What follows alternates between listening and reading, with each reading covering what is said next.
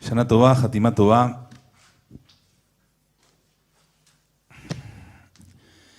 Quiero confesarles algo. Pensé realmente mucho acerca de qué hablar hoy. Este es un momento Kol Nidrei, para mí, imagino que igual para muchos de ustedes, que moviliza. Es un momento que nos hace conectar con todas nuestras generaciones.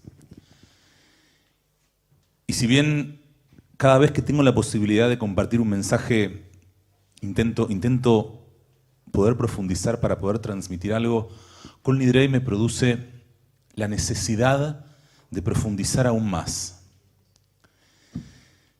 Podemos hoy volver a hablar de la manzana con miel. Podríamos volver a hablar del concepto de Teshuvá. Podríamos volver a hablar una y mil veces, como todos los años, acerca del pedir perdón, del perdonar, de la importancia del volver. Lo que ya hemos escuchado y repetido infinidad de veces. Creo que en Kol Nidrei tenemos que hablar de lo que no se habla y no se resuelve. Creo que Kol Nidrei es una oportunidad para poder sincerarnos. Porque saben que hace 6-7 meses que vivimos con barbijos, pero hace muchos más años que vivimos con tapabocas, en la censura, en el miedo, en la opresión.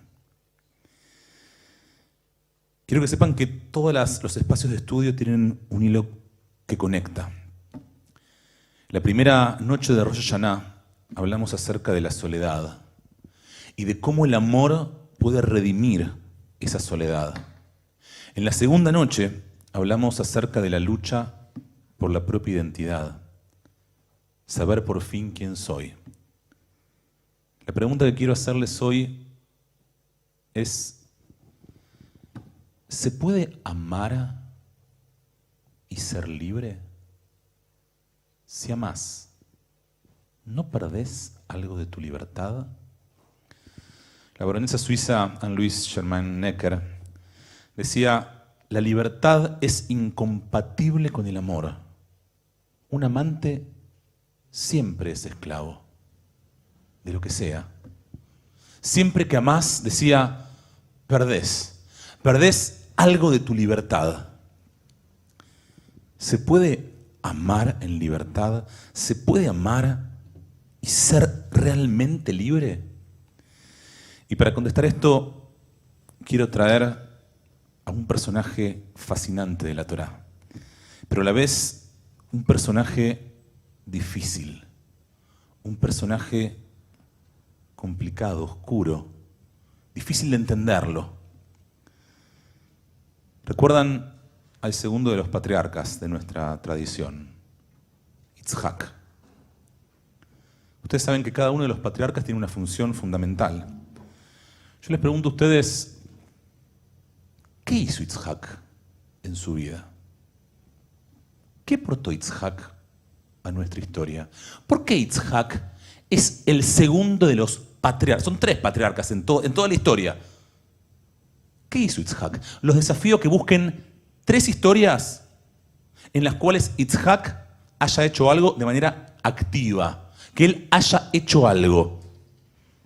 Yitzhak es un personaje muy curioso porque todo le hacen a él. Yitzhak nace y lo molestan.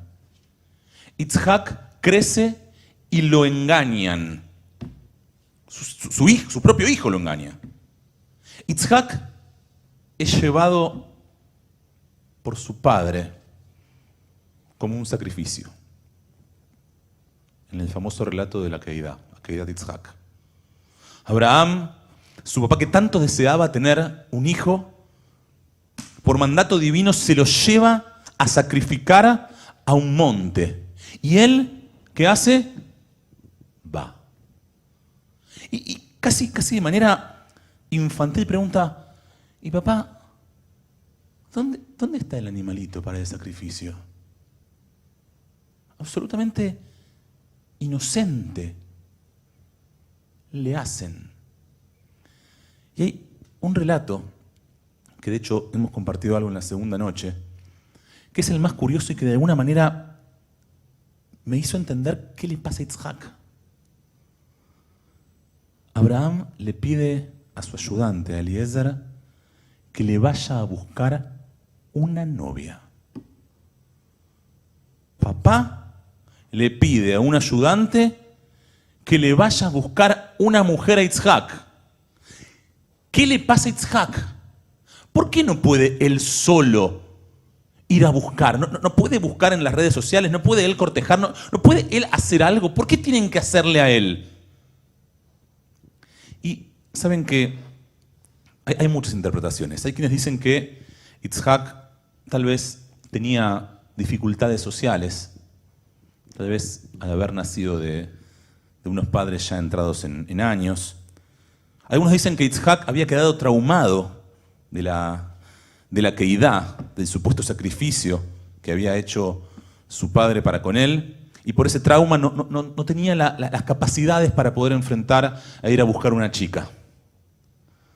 Ahora hoy yo quiero contarles lo que nadie quiere contar. Yo quiero contarles por qué Yitzhak era como era y por qué no se quiere contar que era como era. Y para eso les voy a traer otro personaje, que es el que de alguna manera logra desenmarañar el gran misterio de Yitzhak. El Rabbi Yosef Karo es de alguna manera el que logra juntar a todo el mundo judío en una forma de llevar adelante la vida judía. Yosef Karo es el que logra compilar lo que llama el Shulchan Aruch, la mesa servida. Yosef Karo entendía que el judaísmo es complejo, tenemos muchas discusiones, muchas cosas para pensar, muchas formas de entender las cosas. Yosef Karo lo que dice es, el judío promedio no puede estudiarse todo el Talmud porque no le da la vida. Es muy difícil. ¿Qué es lo que hace él? Agarra los tres máximos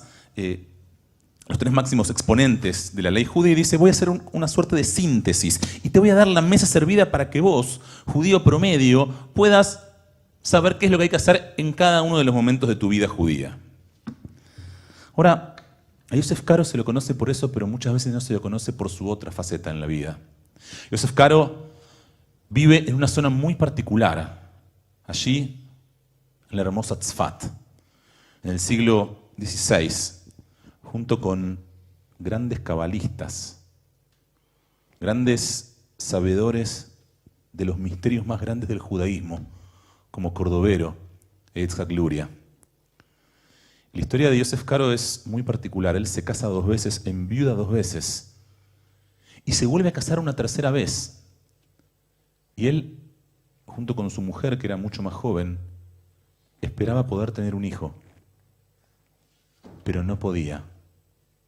Y él no podía entender. Imagínense, Yosef Karo, posiblemente la autoridad halágica de ley judía más reconocida en todo el mundo, ¿cómo él no podía tener el mérito de tener a ese hijo con aquella mujer?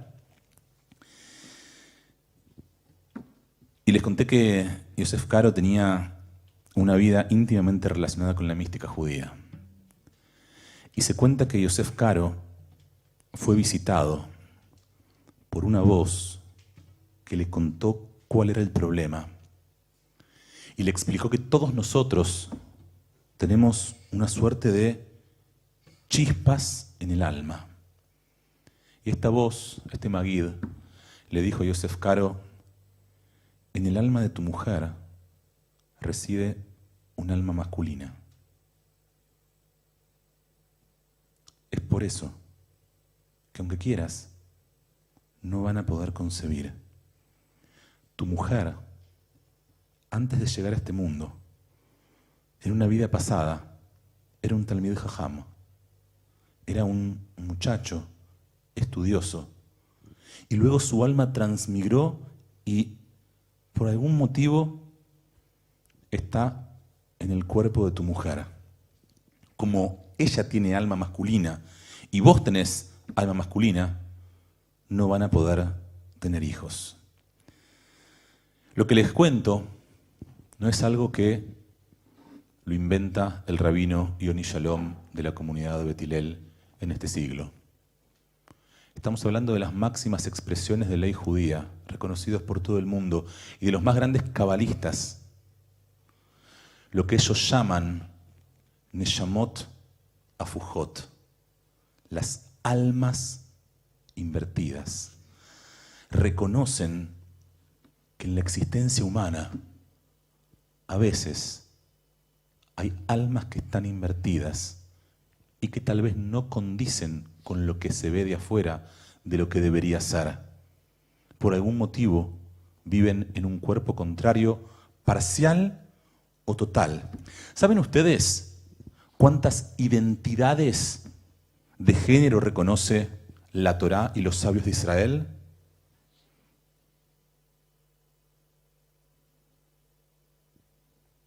No me alcanzan los dedos de la mano. Al menos 6 identidades de género. No en este siglo, sino ya desde la época bíblica y talmúdica. 6 identidades de género. Y si alguno quiere negar esto y discriminar, entonces debieran tal vez discriminar a Abraham y Sara, que también tenían una de esas identidades, a Yehudá y Tamar, y tal vez tendrían que discriminar al segundo de nuestros patriarcas, Yitzhak. ¿Saben por qué Yitzhak no buscaba novia? Tal vez porque no podía. Tal vez porque no le salía. Tal vez porque por más que a él le dijeran que tenía que ir a buscar esa mujer para poder seguir con el mandato de su familia, no le salía. No podía. Porque en el cuerpo de Yitzhak residía un alma afujá, distinta, invertida. Y es aquí que entra el otro gran episodio, que es la queidá, la atadura, la ligadura, el sacrificio de Yitzhak. De acuerdo a la Kabbalah, a la mística judía, después de la queidá, solamente después de la queidá, Yitzhak finalmente pudo contraer matrimonio y pudo, con la mujer que le habían buscado, tener descendencia. Ahora, ¿el sacrificio ocurrió o no ocurrió? ¿Abraham sacrificó a su hijo, sí o no? ¿Abraham sacrificó a su hijo? Saben que, de acuerdo a la Torá, uno podría leer que no, porque finalmente Yitzhak sigue viviendo. Para quienes dicen que no fue desde la mística judía, explican que en realidad, al llevarlo a esa situación, Abraham lo que hizo fue cambiarle el alma. Cambió esa parte femenina que tenía Yitzhak y logró que esa parte masculina pueda salir, y finalmente todos fueron felices con una familia unida. Pero hay quienes lo interpretamos de manera distinta. El sacrificio ocurrió. Abraham mató a su hijo. Abraham mató a su hijo. Allí Yitzhak se murió definitivamente, porque fue obligado a ser quien no era por la imposición de su padre. Tuvo que vivir Yitzhak una vida de mentira. Yitzhak se casó, tuvo hijos y nada más. Abraham sacrificó la felicidad de su hijo en nombre de un argumento. Y es paradójico, ¿no? Ustedes saben que el nombre Yitzhak tiene en su raíz la palabra tzhok, risa. Qué paradoja, ¿no? Yitzhak nunca se ríe. Yitzhak nunca sonríe. No tiene motivos para sonreír. Le quitaron la sonrisa. Decidieron por él. Se sintió muerto en vida. De hecho, Abraham y Yitzhak nunca más vuelven a hablar. Yitzhak vivió preso, tal como sostienen que amar es ser esclavo. A Yitzhak le impusieron cómo tenía que ser, cómo tenía que amar, y nunca más pudo sonreír. Estamos en Yom Kippur, estamos en Kol Nidrei. ¿Saben lo que se hace en Yom Kippur? ¿Saben lo que tendríamos que estar haciendo ahora? Lo que se llama Atarat Nedarim. Atarat Nedarim. La palabra Nedarim viene de la palabra Neder, Kol Nidrei. Kol Nidrei, todos los votos, todas las promesas, todas las ataduras, tenemos que leatir. Intentamos en este Yom Kippur, en este Kol Nidrei, poder liberarlas. Pedimos perdón e intentamos liberarnos de todo lo que nos ata. ¿Saben cuál es la palabra contraria a leatir, a Atarat Nedarim? La Akod, Akeidá. ¿Saben cuál es lo contrario de poder liberarnos de las ataduras? Tener que atarnos a las imposiciones que otros nos dicen cómo tiene que ser nuestra vida. ¿Saben que a Yitzhak, como decíamos, lo dejaron muerto en vida, pero no es el único? Y no es por el único motivo. Banu leitpalel imah avarianim. Venimos a rezar, decimos en Kol Nidrei, con los avarianim, con los transgresores de la ley. ¿Quiénes son los transgresores de la ley? ¿Quién es uno para decir que el otro es un transgresor y que yo vengo a rezar y a juntarme con los otros transgresores? Saben que esto lo he explicado en alguna oportunidad. Kol Nidrei es muy anterior, pero cobra fuerza en una época muy particular, donde se dice en realidad Banu leitpalel imah avarianim, venimos a rezar con los transgresores. Banu leitpalel, venimos a rezar con los iberianim, aquellos que están en la península ibérica, haciendo referencia a aquellos criptojudíos, aquellas personas que tenían que esconder su identidad, al igual que Yitzhak, por ejemplo. Tenían que esconder su identidad. No podían ser quienes realmente eran. Tenían que vivir la vida de otros porque en nombre de alguna religión les imponían cómo tenían que ser.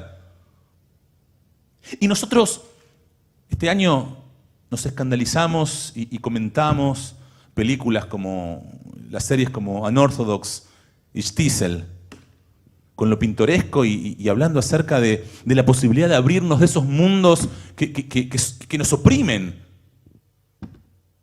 ¿Y nosotros? ¿Y los que no practican la tradición religiosa como nosotros? ¿Y las mujeres que no se les da el mismo lugar? ¿Y las personas que quieren llevar adelante su amor de manera libre? La pregunta de hoy tiene que ver con la libertad. La pregunta de hoy tiene que ver con hasta qué punto y bajo qué argumento estás dispuesto a coartar la libertad tuya y del otro. ¿A quién estás atado? ¿Y a quién estás atando? ¿A quién atás? ¿A quién obligas a ser quien no es? ¿Te preguntaste alguna vez si el otro está haciendo por sí mismo o porque responde a tu presión? ¿Y vos a quién estás atado? ¿Por qué sos quien sos? ¿Por qué respondés como respondés? ¿Por tus amigos, por tu sociedad, por tu pareja, por tu trabajo, por tus padres?